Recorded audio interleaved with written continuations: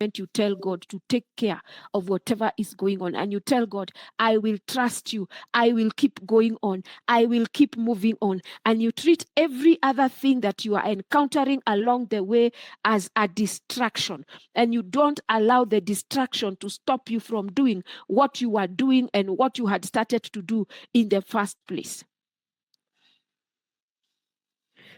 Sometimes somebody will say something that will cause you to be discouraged. Somebody might make a comment that actually makes you really question whether you are doing the right thing. Don't doubt. Don't get to a place where you are wondering, did I really hear God well? Was God, did God initiate this, or was it just my mind, or was it just my ambition? No, you don't do that. You continue to pursue, and you continue to go ahead. You continue to go ahead. You don't start asking God, did you really speak to me? No. You go ahead. So this is what we call the air of confusion. The air of confusion. 1 Corinthians 14:33 says, God is not an author of confusion, but of peace.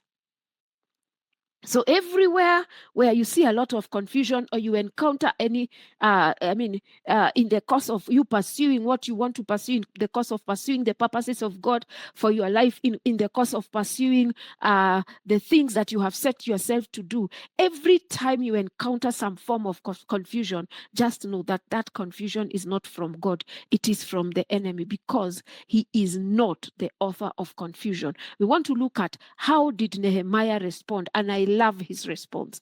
Nehemiah chapter 4 verse 9, it says, nevertheless, we made our prayer to our God, and because of them, we set a watch against them day and night. So remember the enemies. What are the enemies saying? We are going to stir up confusion so that we distract them. Always know that every time you find confusion coming about, the intention is to distract, so that you stop doing what you're doing, so that you stop the building, so that you stop pursuing your career, so that you stop pursuing your education, so that you stop pursuing the expansion of your business, or starting your business, or getting into a relationship, preparing for your wedding, whatever it is you are trying to do. So the threat of attack and confusion comes, and they notice, but they don't actually hit back. They don't decide to start to fight them physically. What it's like they are alert, and because they are alert, remember the scripture we read, that First Peter, it says, be alert. Because they were alert, they knew this is a threat. Number one, this is just murmuring. It's just the intention of this is to stir up confusion and cause us to be dissuaded. So they knew that. And what do? They do two things. They pray, number one. Number two, they post a watchman, somebody to watch over, to make sure that the people that are bent on bringing the confusion don't come to bring the confusion. And now you realize why that scripture in First Peter was saying, be alert. Be alert. Because if you are alert, you will be able to distinguish, you will be able to know, you will be able to tell exactly what is happening there. Is it anything worth paying attention to? No, it is not worth paying attention to. We pray, we post a watchman, but then we continue to build the wall. We are not distracted. We are not going to stop. Okay?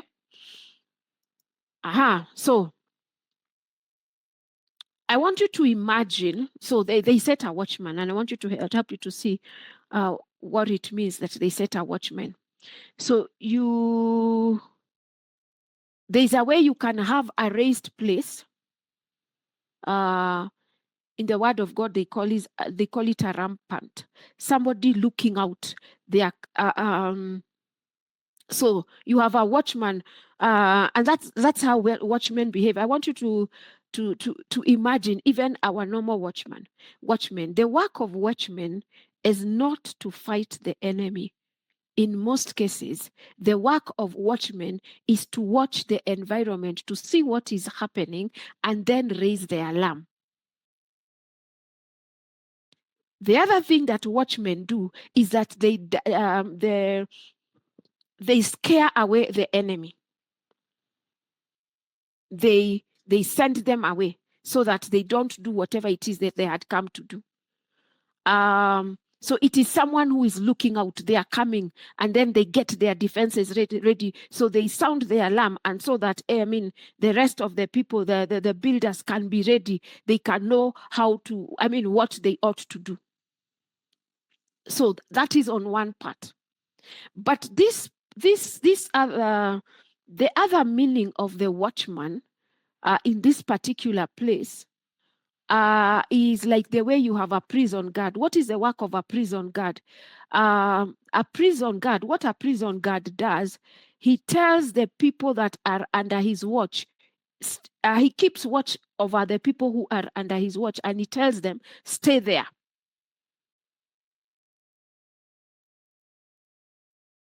So stay there. You don't move, don't do this. So they are there to make sure everybody stays put. And so what the person that was positioned, he was supposed to make sure that those guys that were coming to talk to cause the confusion were not going to disrupt whatever the people were doing. You are not going to stir up any more trouble. You stay right there where you are. And so we see that Nehemiah prays, he posts a watchman, but then he keeps building. We don't see him stopping to build, to attend to enemies, or to interact, or to engage enemies, or to talk to them. No, we don't see him doing that. So we see that the enemies were there, yes, but all their attempts were thwarted. But even though all their attempts were thwarted, their attempts were not thwarted because the Jews were building. Because the Jews were fighting them. No, their attempts were thwarted because the Jews knew what to do. So they would pray, and then God would give them wisdom to on what to do in this particular place. In this particular case, they stationed a watchman. So we don't see them stepping into hand-to-hand combat where they begin to fight mangumi and, to fight physically with the enemy. They are not fighting in their own strength. We see again, even with the second opposition, they were trusting in God. They put their trust in God. And this tells you of our people who knew their God, of our people who were so sure of their identity, were so sure of who they were so sure of who God has called them to be, were so sure of what God has called them to do, and the assignment he has placed in their hands. And they knew they are well able to do that assignment irrespective of what tries to come up against them. I want to look at opposition number 3. Position number 3. And remember, I'm saying all these are the kinds of things we deal with on a day-to-day basis. The third opposition, these people who are building the wall, and Nehemiah included, was discouragement, intimidation, and fear. Discouragement, intimidation, and fear. And let me tell you, as believers, we will deal with this. We deal with this every other day. In every situation, when you decide to walk with God, when you decide to pursue God, when you decide to journey with God, when you decide to pursue the purposes of God, as long as you are somebody who is serving God, you will deal with discouragement, intimidation, and fear of one form or another. Let's look at Nehemiah chapter 4, verse 10 to 12. It says, "Then Judah said, the strength of the laborers is falling, and there is so much rubbish that we are not able to build the wall." Now, this one, the discouragement, the intimidation, and the fear, notice now it is coming like from within. I want you to listen to the words. Then Judah said, the strength of the laborers is failing, and there is so much rubbish that we are not able to build the wall. And our adversaries said, they will neither know nor see anything till we come into their midst and kill them and cause the work to cease. So it was when the Jews who dwelt near them came that they told us 10 times, from whatever place you turn, they will be upon us. So from within, you start looking at the enemies that are surrounding you. You start looking at who you are up against, what is likely to happen. Your mind even starts playing tricks on you, and your thoughts even start going to what can happen, how you can be attacked, how you are going to be beaten up, how you are going to be destroyed, and all that. This is what was happening. So this is, so we are seeing that the opposition is escalating. And these people are getting overwhelmed.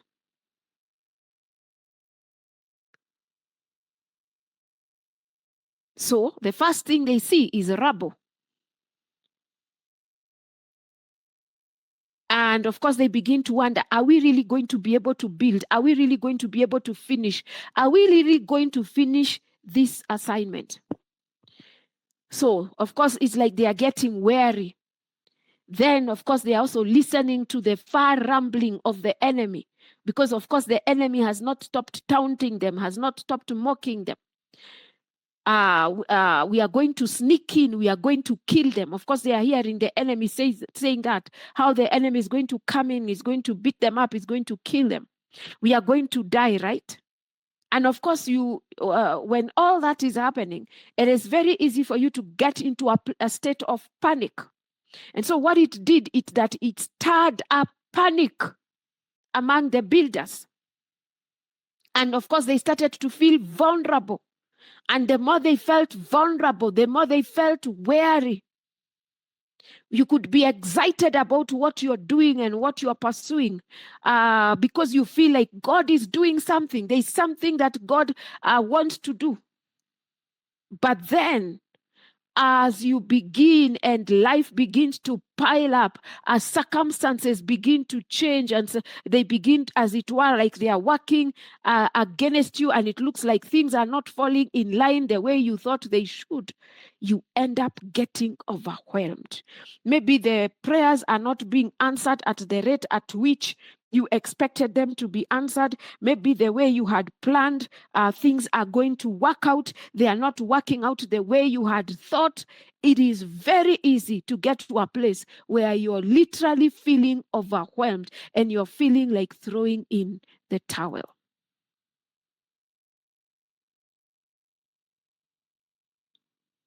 When you know when you listen to the whispers of the enemy and you know that the enemy is in the background, then your flesh starts to freak out.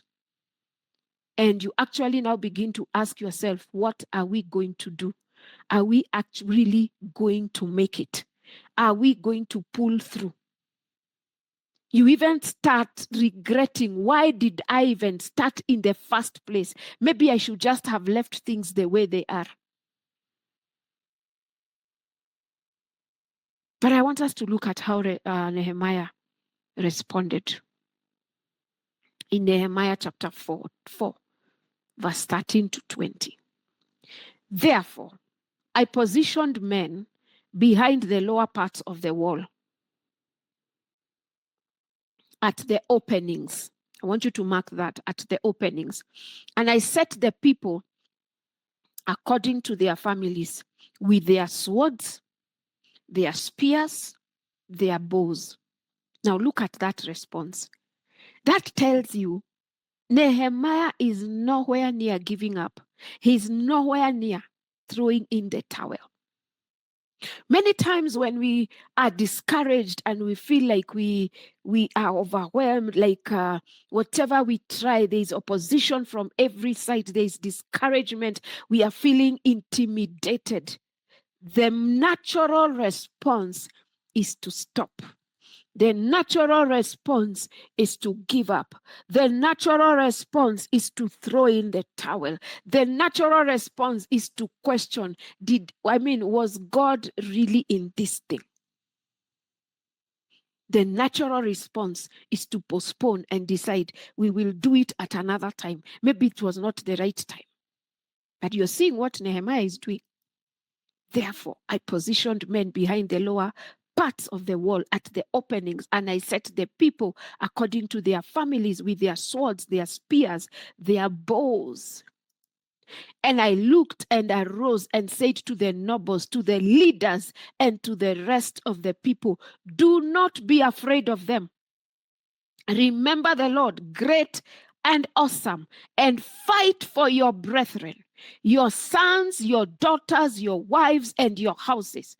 And it happened when our enemies heard that it was known to us and that God had brought their plot to nothing, that all of us returned to the wall, everyone to his work.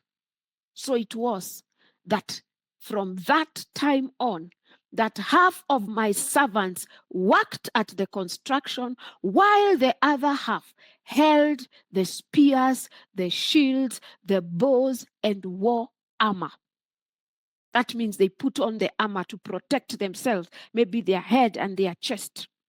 And the leaders were behind all the house of Judah. Those who built on the wall and those who carried burdens loaded themselves so that with one hand they worked at construction, with the other hand they wield a weapon.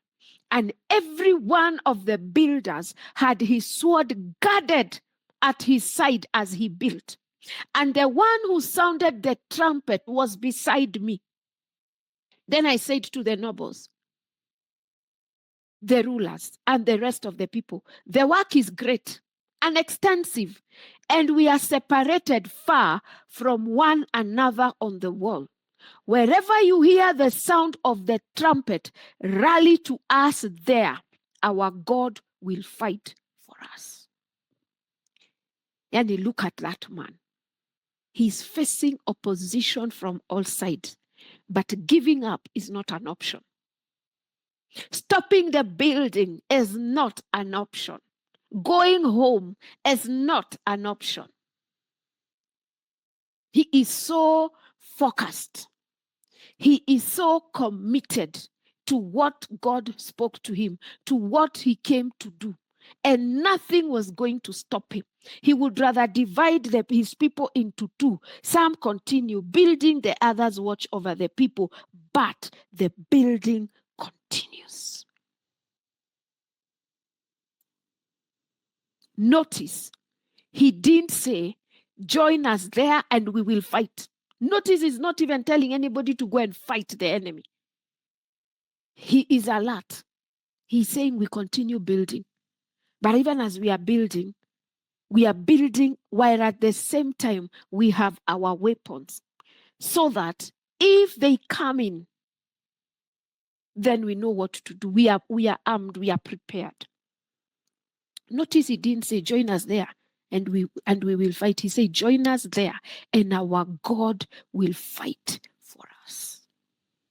This is amazing wisdom and strategy when it comes to the response of Nehemiah. The same thing we've been saying about Jehoshaphat. He said, we have no might against this company, neither do we know what to do, but our eyes are set on you. This battle is yours. You fight it. The same thing Nehemiah is saying here, God will fight for us.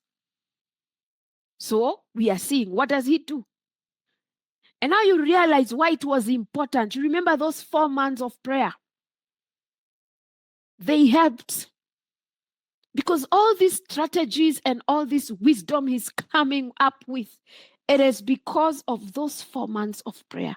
That's what happens when you guard. And remember, we are saying, if you're going to deal with opposition, one of the things we really need to guard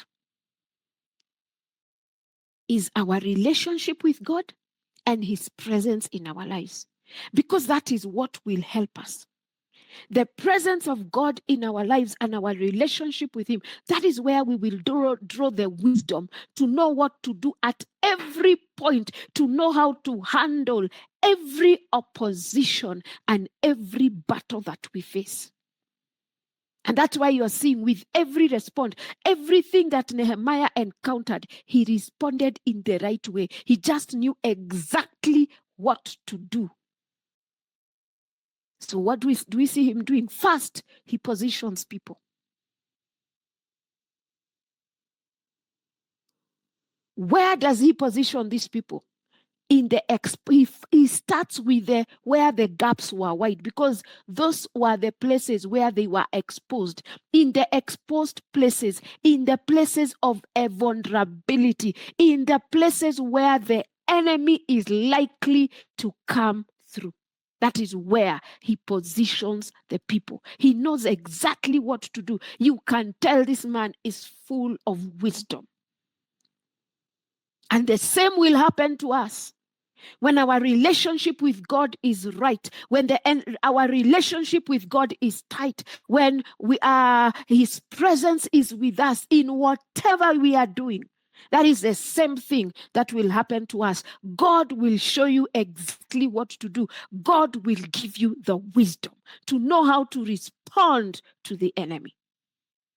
And that's why now you understand why many times, even when people would have expected me to go all guns blazing, to go and contend with the enemy, I told people we are not fighting.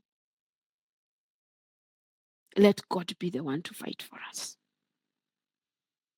Because I know something, that we do not fight against flesh and blood.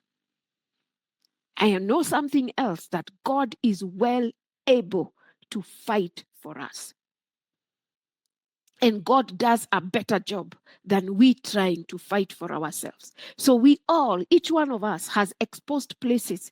We all have places where we are vulnerable, or places of vulnerability.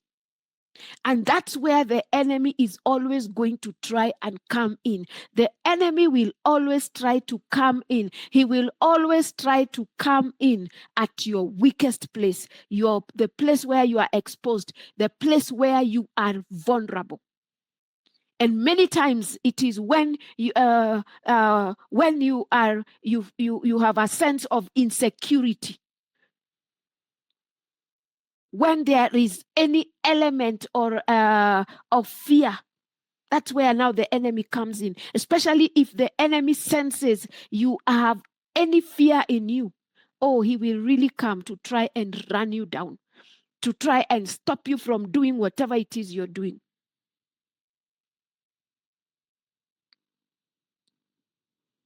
Those places of anxiety, that's where the enemy comes in.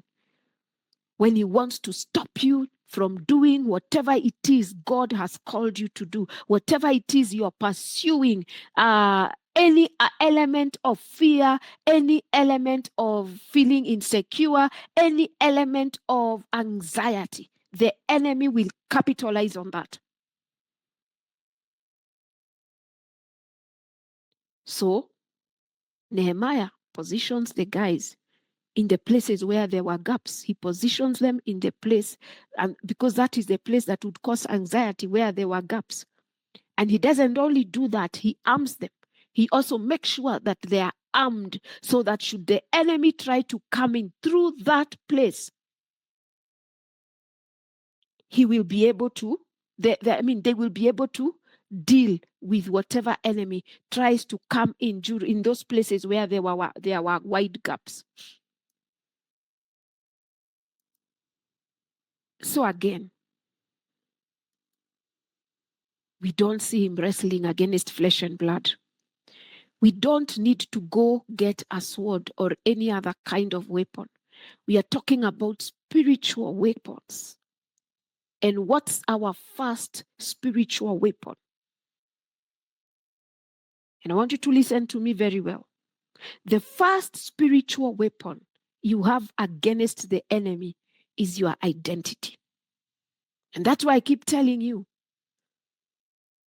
you need to know God for yourself, number one. You know who he is, number one. Number two, you need to know who you are in God. That's your first weapon. That's the first spiritual weapon. Because when the enemy knows you know who you are, he cannot intimidate you. But when the enemy has a clue, you don't even know who you are. You don't know your identity in God. You don't know the authority you carry. You don't know the power at your disposal. Wacha nikwambie, atakuchezea proper. So our first spiritual weapon is our identity, our trust in who God is, our confidence in the purpose he has given us. Being very, very clear, knowing who you are and what God has called you to do, or what assignment God has placed in your hands, or knowing what it is you are pursuing, that you had it from God, that God is with you, even as you embark on whatever project or whatever it is you're doing. That's what I'm talking. That's the whole issue of identity and having the confidence in the purpose he has given you. So like for me, it is me knowing who I am as a child of God, that I am a child of God. Knowing who God is, knowing the authority God has, the power God has, knowing who he is.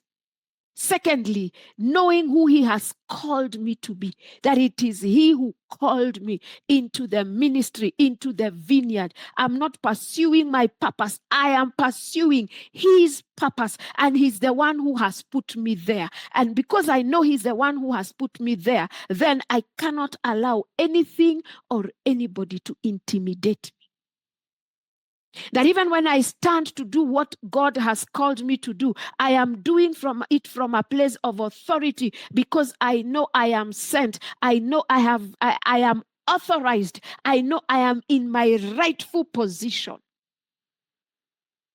For you, it will be to know who God is. Who is he to you? Then to know you are a child of God. He is the one who has called you. Then to know whatever it is you're doing, he's the one who has authorized you to do it. He's the one who led you. You're not doing it in your power. You are doing it in his power. So as you think about changing your story, changing your identity, changing your trajectory, changing your image, you know that it is him who is doing it. It is him you are depending on.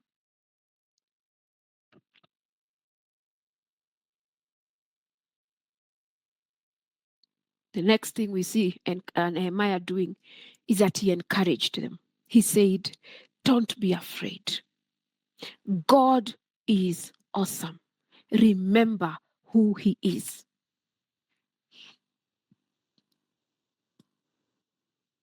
And I believe that is why there you will find such scriptures like Proverbs chapter 3, verse 5-6. Trust in the Lord with all your heart. Lean not on your own understanding. In all your ways acknowledge him, and he shall direct your paths. Involving God in everything you're doing. Because let me tell you, as you pursue or as you build, as you do whatever it is you're doing, one of the things we have seen, you will face opposition. And what will help you in that opposition are the transactions you had with God before you embarked. You are able to call on him. You are able to draw strength. You are able to call on his name, and he hears, because he was involved right from the very, very beginning. It is not something you went to do out on your own.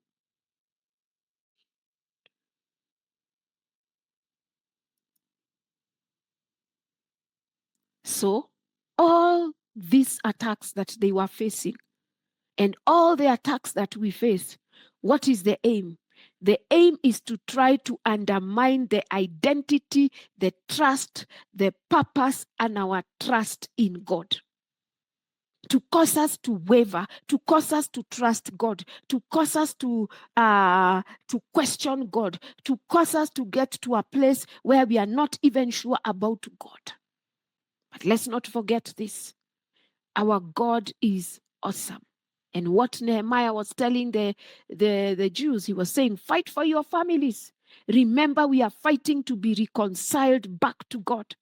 Nehemiah knew what was at stake, that apart from building the physical walls and building the gates, he knew, that he knew that his people needed to go back to a place where they have been reconciled back to God. So that is what he was really that is one of the main things that he was really protecting.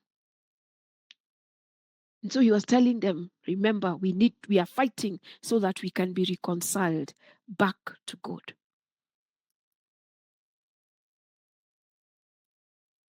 We are fighting for God and his people, for worship to be established and for the spiritual returning and wholeness. For that, fight for that. Fight for yourself. Fight for your family. Fight for your children. Fight for your children's children. And so sometimes, even when we engage in some of the battles we engage in, sometimes it's not just about us, but it is about our generations. It's about our children. It's about our families. It's about our future. It's about the children that are coming up after us. And so that is why we have to fight. That's why we have to be so sure. Because there is a generation after us, and we want to make sure that they will also be able to stand. They will also worship God.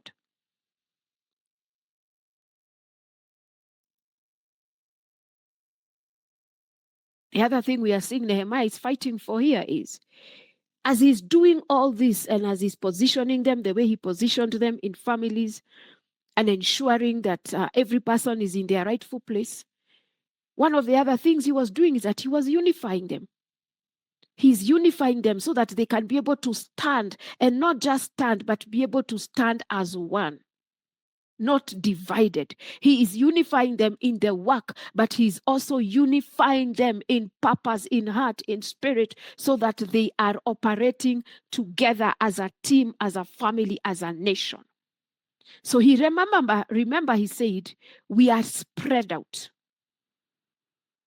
We are really separated. So when the trumpet sounds, come together again.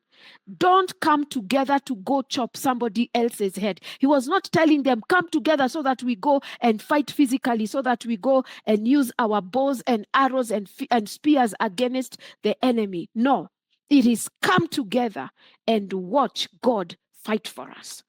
This reminds me of the children of Israel when they were about to cross the Red Sea. And of course, a time came when they looked back and they saw the Egyptians were coming after them. And then in front of them was the Red Sea. And of course, on the sides, they were surrounded by the wilderness. And you remember what Moses said to them. He told them, stand still and see the salvation of God. So it's the same thing. It's like the same thing that Nehemiah is telling them here. He's saying, come together and watch God fight for us. So at the back of his mind, at no one time did Nehemiah get to a place and he was not trusting God. He was not believing God that God will fight for them. He was not going to use his own strength. He was not going to fight the battle physically. He was not going to engage the enemy physically. He was depending on God to fight for them. I don't know whether we have time to look at the next. I don't think we have time to look at the next one, but I can just mention what the next one is. The next one, opposition number 4, is opposition from within.